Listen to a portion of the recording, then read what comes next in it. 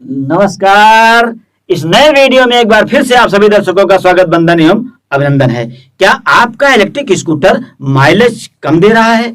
क्या आपका electric scooter एक चार्ज में उतने किलोमीटर सफर तय नहीं कर पा रहा है जितना किलोमीटर खरीदते वक्त एजेंसी वालों ने बताया था? अगर ऐसा है तो ये वीडियो आपके लिए बहुत बहुत बहुत ही महत्वपूर्ण होने वाला है। हाँ, अगर आपको लगे इस वीडियो को देखने के बाद कि वीडियो में हमारा समय बर्बाद कर दिया है, टाइम वेस्ट किया है, बंदे ने केवल बकबक किया है, तो उसके लिए मैं क्षमा प्रार्थी हूं। लेकिन अगर आपको ऐसा लगे कि ये वीडियो नॉलेजेबल है, इसमें कुछ जानकारियां दी गई हैं, ये महत्वपूर्ण वीडियो है, तो प्लीज वीडियो को लाइक कीजिएगा, हाइप कीजिएगा और एक प्यारा सा कमेंट मुझ तक भेजिएगा।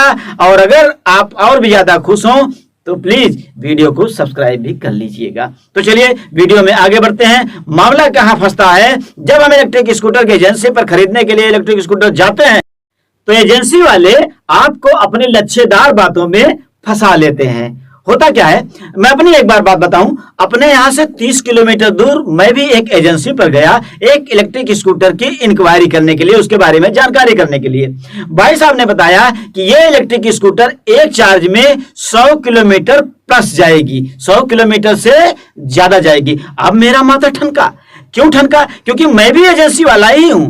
फाइन ऑटो सेल्स, मया बाजार, जिला अयोध्या में मेरी अपनी खुद की शोरूम है। मैं तो केवल कंपेयर करने गया था। वो भाई साहब बता रहे 100 किलोमीटर प्लस जाएगी, जबकि सेम गाड़ी, same battery, same volt, same H, सब कुछ वही, सेम कंपनी, वही मैं भी बेच रहा हूं और मेरी गाड़ी 70 से 80 किलोमीटर जा रही है और उनकी गाड़ी 100 किलोमीटर प्लस कैसे जा सकती है? जबकि मैंने 70 से 80 किलोमीटर उसको चला करके खुद चेक किया है, तब कस्टमर को दावे के साथ बेच। ऐसा नहीं है कि इलेक्ट्रिक स्कूटर एक चार्ज में 100 या 100 से ज्यादा का माइलेज नहीं देती है। मैंने तो केवल उदाहरण के तौर पर आपको 70 से 80 किलोमीटर वाले रेंज की बात रखी है, जबकि इलेक्ट्रिक स्कूटर 50 किलोमीटर की रेंज की भी आती है एक चार्ज में, 50 किलोमीटर की रेंज वाली भी आती है, 70 किलोमीटर वाली भी आती है, 100 किलोमीटर वाली भी आती है, 120 किलोमीटर वाली भी आती है, 150 किलोमीटर वाली भी आती है, यहां तक कि एक चार्ज में 200 किलोमीटर चलने वाले इलेक्ट्रिक स्कूटर भी मार्केट में मौजूद है। अब आपको अविश्वास लगेगा, ये भी एजेंसी वाला ऐसे ही हवा में बातें कर रहा है कि 200 किलोमीटर चलेगी, लेकिन नहीं, मैंने कहा था ना कि मैं पहले खुद ट्राई करता हूं, ट्रायल लेता हूं कि वास्तव में ये इतनी माइलेज दे सकती है या नहीं दे सकती है, फिर अपने शोरूम पर कॉन्फिडेंस के साथ, पूरे विश्वास के साथ, दावे के साथ इलेक्ट्रिक स्कूटर को बेचता हूं। मैं खुद एक इलेक्ट्रिक स्कूटर पर चलता हूं जो 200 किलोमीटर का माइलेज देती है।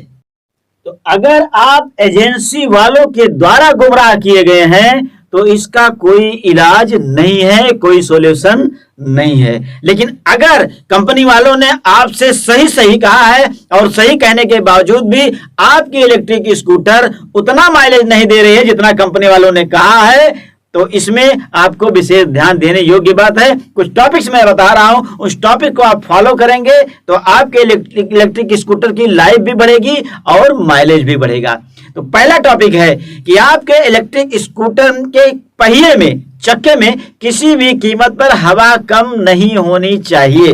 अगर आपके इलेक्ट्रिक स्कूटर में हवा कम है तो 100% है चांस कि आपके इलेक्ट्रिक स्कूटर की माइलेज गिर जाएगी। दूसरा पॉइंट है, इलेक्ट्रिक स्कूटर पर अगर आपने ज्यादा लोड दे दिया है, जैसे सिंगल के बजाय डबल और ट्रिपल सवारी बैठे हैं, तब भी आपके इलेक्ट्रिक स्कूटर का माइलेज गिरेगा ही गिरेगा।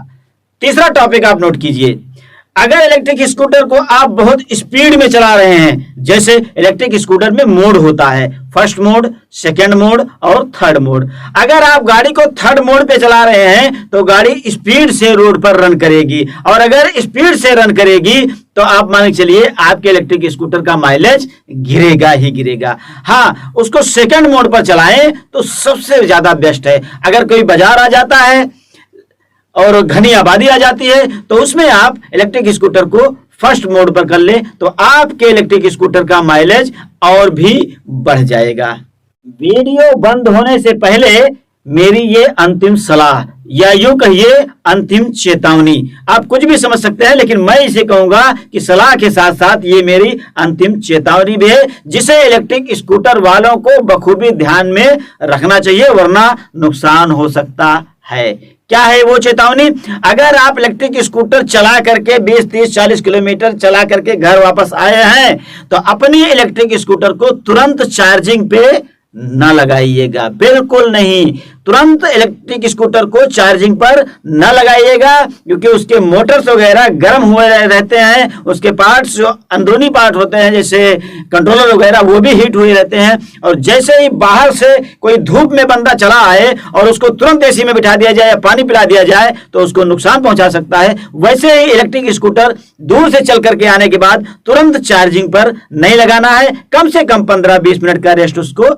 वीडियो ज्यादा लंबी हो इससे पहले हम इस वीडियो को बंद करते हैं। मिलते हैं किसी नेक्स्ट वीडियो में, तब तक के लिए जय हिंद, जय भारत, नमस्कार।